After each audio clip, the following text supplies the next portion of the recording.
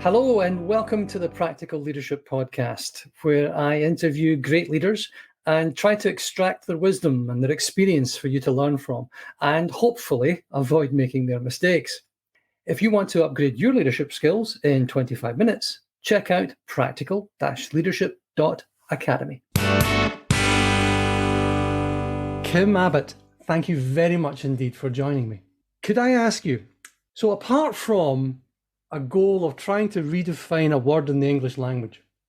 So you're trying to go from taking the word millionaire to mean somebody who's really rich, to mean somebody who's impacted 1 million lives, which isn't a bad start. You've been a mechanical engineer, delegate to the United Nations, builder of artificial hearts. One day a coder, next day you're pitching to Wall Street. Then you're trying to essentially build a bridge covering that gap between people raising and making financial decisions to creating impact. What do you do in your days off?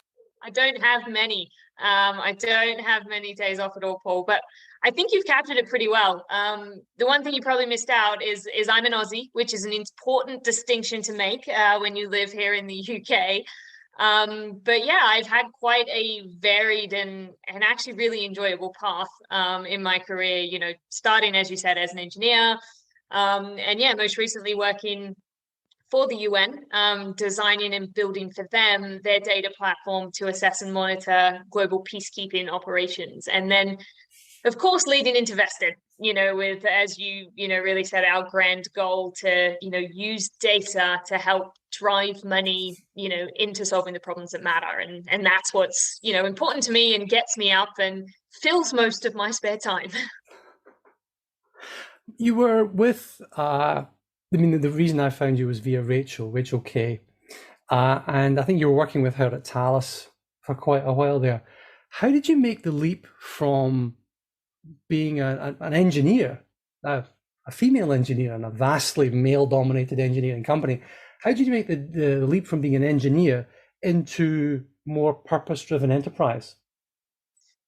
Yeah, I actually founded and ran a social enterprise in India when I was 21 in university, and that was my first foray into kind of solving problems that matter, using business as a mechanism to do that.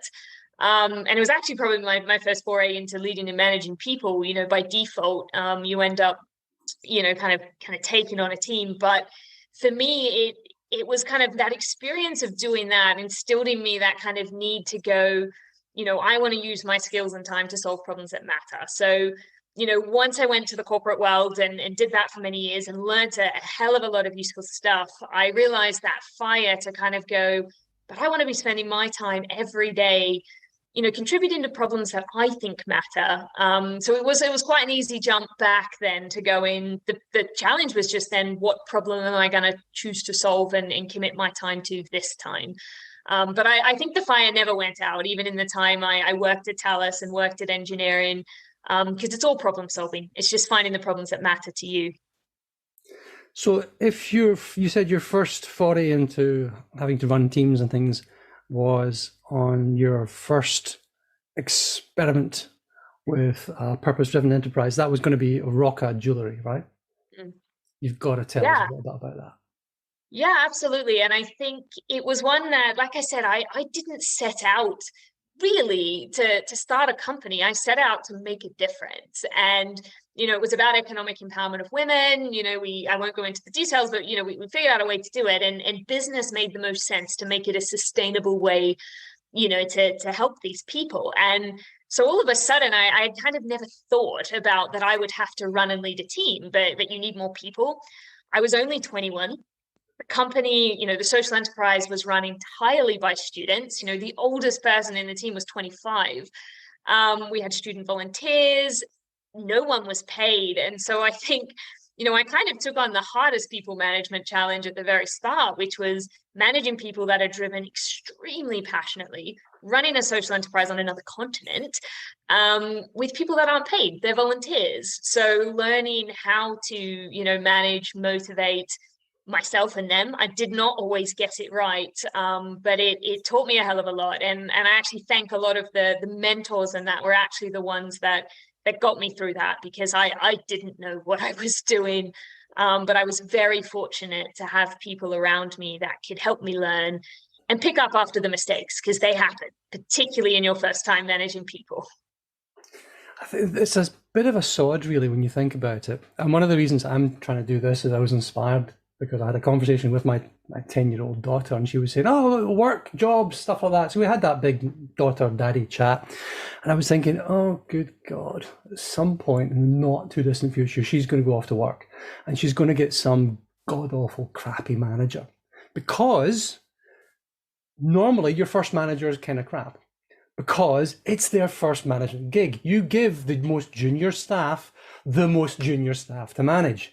Rarely, or sometimes, you might get somebody who's actually knows what they're doing, and they're the ones who are the inspirational types, or you find a mentor, you find a coach.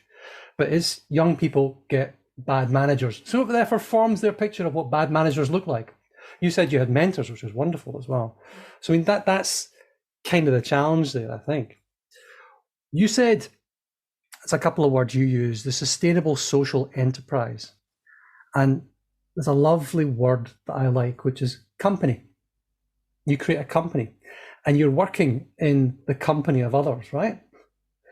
Company comes from companion, which is compain, with bread. It's somebody I like to break bread with.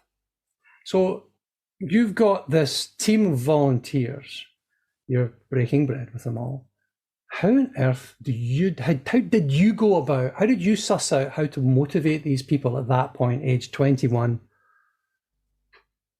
Yeah, and I think it's a lovely way to say it. I'd actually never heard that kind of history of the word company, but it resonated so much, Paul, because that's exactly what it was. It was a group of people united around a vision.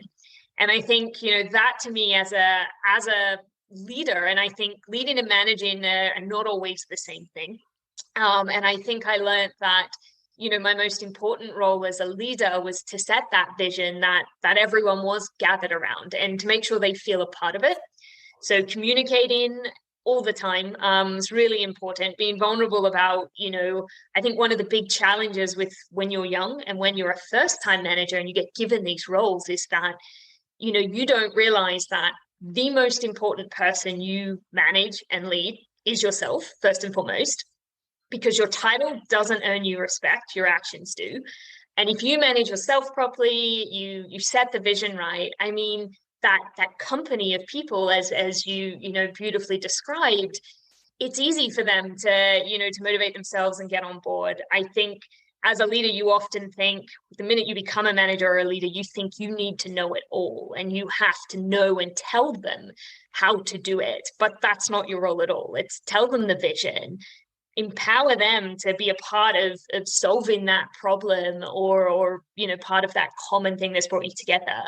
And then, be humble about it, listen to them. And you're a team, as you said, you're a community together, not a hierarchy. There's I think some people talk about, oh, come to work for us, we're like a family. And it's like, no, sorry. That's not, I don't think that's right. No, I think you're a group of people hopefully with a common vision and a common desire to solve a problem. Is the way I like to see it. It's work with people who believe what you believe. And your team is half the way there. Was it you get the hiring right, you avoid 85% of your management problems? Bang on. Yeah. What if you were then to advise someone, and you said you were to sit them down and say, right, you're going off, let's stick with volunteers, because volunteers is an interesting group of people to think about. Because if you're trying to manage people normally, I would like to use a thing called tight, loose, tight, right? You're really tight about what it is you want them to do. You're really loose about how they go off and do it, and you're really tight about following up afterwards. And I've done quite a bit of charity work and stuff as well. And because you're coming into something and you're trying to give of your time, in some aspects, I quite like it to be tight, tight, tight. As in, this is what we need you to do. This is exactly how you need to do it, because you don't have time to learn it or to go and discover stuff. You don't have any of the backstory. And this is how we're going to manage it. So you're almost giving somebody a playbook, go do this thing. I think it's different for different sorts of purposeful roles, you know. I mean, I'm talking about going off and working in a charity store or being Santa for the day or whatever it is. But you're talking about something slightly different. How do you manage volunteers? I think what you've said, definitely it has a place, right? It depends on where the organization's at and what they need. What I have tend to have found is, yes, when we bring people in and we give them tight, we just need this from you and go. I think a lot of people innately know they either have more to offer, or there's something over here that they think they could do. And so I have found being less tight about that, tight about this is the problem we are solving, and we stick to that. But as you said initially, the kind of how you get there is a little broader. I think, particularly with volunteers, you're kind of saying, use what you think you are best at and where you think you can best contribute to now that problem. You can kind of help and say, I think you're best fitted here, but there's kind of a wider bound, I think, for them to move in, because I think they're doing this often purely driven and motivated by doing something that matters. And so sometimes you kind of got to let them decide where they think they can matter most. The problem, and I was fortunate in my career, even in engineering, that I was always given a little bit more of that space to go, this is my job and what I got to deliver. But here's a bit of extra boundary to go, but you make where you think, you can also make that extra contribution and make things matter more. And I'm forever grateful for that because it gave me a lot of freedom, but I think it set me up to help, do that for others. So you're trying to find the tasks where people will be able to use their strengths, build on their strengths. You're trying to help them discover what that strength is, and then build on top of that for something that's maybe a bit broader of a task. But if it's a narrower task, you're saying, look, you're almost like a contractor. Here are the 3 things you need to do by Tuesday.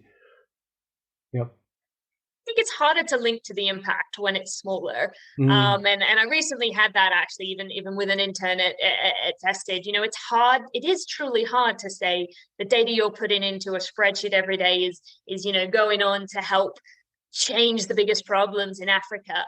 Now, it's actually true, but it is hard to see that when you kind of constrain them. So I think for me, it's making sure they do always know where those end impacts are.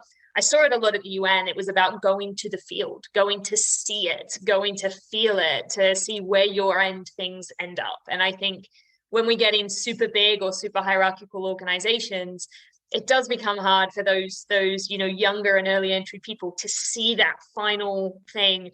But that's important to me to kind of go, sometimes it's reverse. You kind of go, here's the big problem. Here's what we're trying to solve. Here's your part in solving it. And you might be that little component, but making sure they're aware, that they are solving problems that matter, be it to the world or be it to them, I think is critical.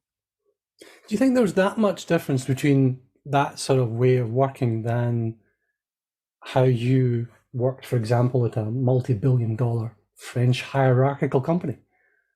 I don't think there is at all, actually, if I'm honest, Paul, because I look now and I think the only difference was I look now and I see that all those leadership briefings on this is our strategy and this is our vision, I just think, why? I can see now that was exactly what they were trying to do. And it's the right way to do it. It was just that, and I think this is, the thing is that vision maybe and that strategy didn't resonate with me. And I think it's different when all of a sudden, if you are connected to the vision and you go, yeah, I get that, and I want to help you get there, it doesn't matter if you're part of a multinational or a startup where you're one step from the top. It was, I realize now that I thought they were doing that all along. They were trying to connect, what we did to the vision, but I think it was just something that probably just didn't resonate or feel like, it was a problem I really wanted to contribute to. I had an interview with a wonderful Brazilian friend of mine, Alan Costa, great entrepreneur, and he was talking about finding and creating purpose, and regardless of the organization, that you can always find the purpose in what you do. And you may have come across Daniel Pink, the surprising truth about things that motivate us. autonomy, autonomy, mastery, and purpose. And the purpose being the underpinning piece. He talked about the saving the world, changing the world purpose, which is great, but difficult to get you out of bed in the morning. And the thing that actually gets you out of bed in the morning is the small p, capital P purpose, change the world. Small p purpose, me and my friends, not letting people down, doing this thing together, making this step one step at a time, and linking them all together to the changing of the world piece. So purpose, I think, yeah. Yeah, and I think so. I think of that even with Vested. My company now, I started that company with a goal that I quite literally wrote on my wall one day. How do I solve the world's biggest problems? Now, and I meant climate, poverty, food insecurity. And I was not naive enough to think I could solve them all. But I was looking for what was the problem in that that I could pick and contribute to. And I kind of drilled it down and said, okay, it needs education, it needs this, it needs finance. And I went, why? What's happening with finance? There's not enough in the charity and philanthropy space, with $5 trillion short. The money's in the corporate, but it doesn't go anywhere because of data. And that's when I went, great, data. I can help with that. Let's do that. And I think picking that microcosm of a problem means you don't have to pick it all. I think you're right with that purpose thing. It's not about changing the whole world, but it's just knowing that part, that if you can change it, will link into and flow on, is the key for me for the purpose.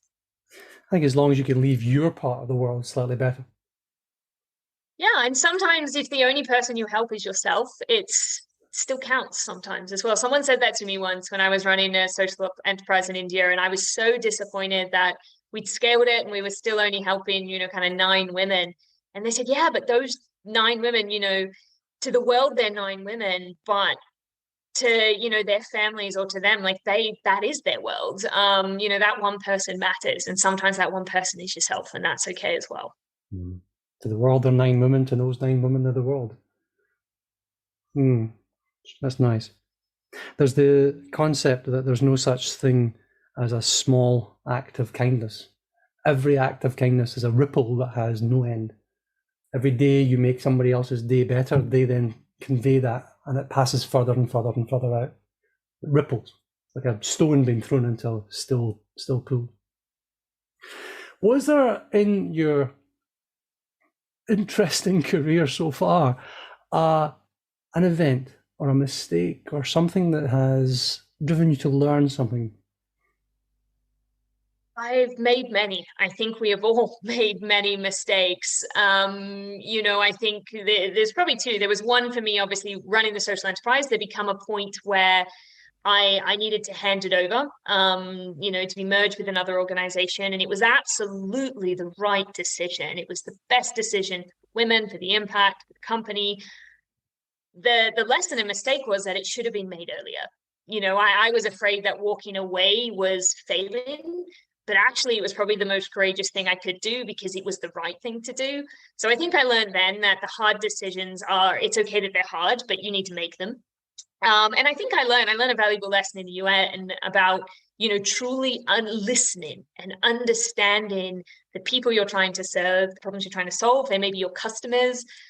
Because I built a wonderful thing, took it to the field and we went, ta-da, and they just went, this, you don't understand this, and this doesn't solve our problem. And it was a humbling experience to go, when you lead a company or you lead in any sort, you have people that report to you that are smarter than you. You serve customers and people that are 10 times smarter at knowing their problems and what they need.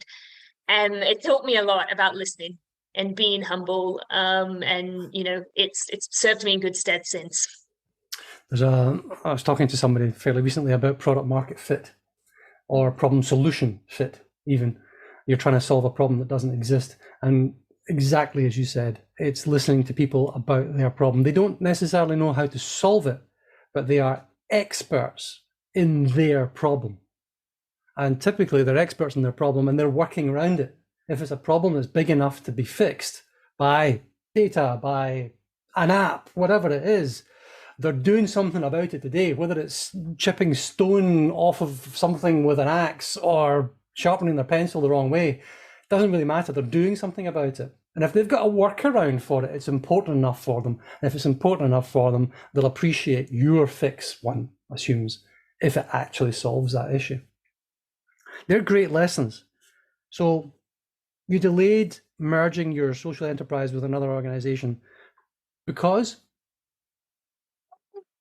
To be really vulnerable and honest, I think there is a personal side of, that was my baby, what I created. I saw that me having to step away from it was me failing and letting down the people I cared about, which, in hindsight, of course, was entirely wrong. And I think when I came to that realization that, it was the best decision for everybody, but most importantly for, the people we were serving, it became an easy decision. And so, yeah, I think I learned a lot about, particularly when you do work that matters, it's selflessness is often what drives it, but selfishness can also, it's always there. It's always innately there as humans. We are humans, we are part of it, we have a stake in it. So I think it was a big lesson for me too, in just understanding those emotions that you often feel, when, as a human, companies are often intangible things, but it's people behind it. And that's okay. It's okay that it was tough, but I still, needed to make the right decision. Well done for making it. It's ego, I think, isn't it? That sort of thing Yeah. it does. And that's what I think you see a lot with, philanthropic or people that go, I want to change the world, and then ego creeps in. And sometimes it's unavoidable. But I always hope, and I have a nice tribe of kind of mentors and people that I'm always kind of like, please, please, remind me or knock me down when that creeps in, because it can be dangerous and it can impair decisions, as it did for me back then. What are you working on at present? I think it's a busy time for us at present. So with Vested, we obviously assess and monitor the impact that companies have outwardly on the world's biggest problems. And we pull on kind of over 100 million data points from the development world to do that. So we're bridging a gap basically between the people that know impact best and the corporate world and the private sector. Which is, it's taken many years to build that and get it right. But I think what's really important for us at the moment is we've just been selected to showcase Vested at the Paris Peace Forum, which is like the Davos of global governance. You've got COP for climate, Davos for economy, Paris Peace Forum is for governance. World leaders go. And yeah, we've been very fortunate to kind of them wave our solution up as a great example of governance on measuring the non-financial impact of companies. So that's a huge thing we're preparing for, but a big opportunity, which is consuming all my time. I can imagine. What are you listening to, reading at the moment? I don't get a lot of time to listen or read things, but when I do tend to focus a lot on kind of self-development. I'm a big fan of the podcast We Can Do Hard Things by Glennon Doyle. That's definitely a favorite. And reading wise, I think it's a similar vein. Like I say, I'm a big fan of reading Brené Brown's books on kind of the power of vulnerability, how that reflects in leadership and in life. And those two things are still things I like to work on. So they're very current to what I still listen to, but they've ones I've been listening and reading for quite a while. Great recommendations. I do love Brené Brown. She seems to be significantly more data-driven than most. I don't have time for fluff. I like fluff. her and her measuring stick, as she says. That's it. We looked at this. These are nonsense. This one works. Okay, let's try that. Try an experiment. Everything's an experiment, isn't it? I've got a magic wand here for you, and I'm going to enable you to thank young Kim for doing something. What did she do that you're very grateful for? I am going to thank young Kim for doing it scared.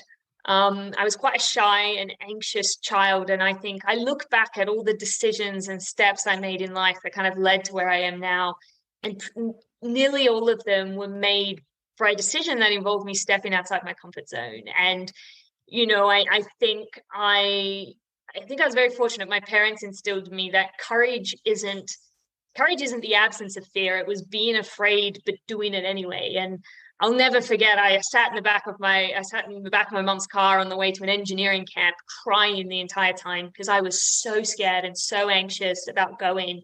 But I went, and it's the sole reason almost I became an engineer following that camp. And I thank my younger self for having the courage to just do things scared, because most of the risks I've taken in life, and I'm still terrified most days and very anxious, but it taught me a lot about, what it can deliver for you and help you achieve. It's not about often overcoming it. It's about, serving the greater thing.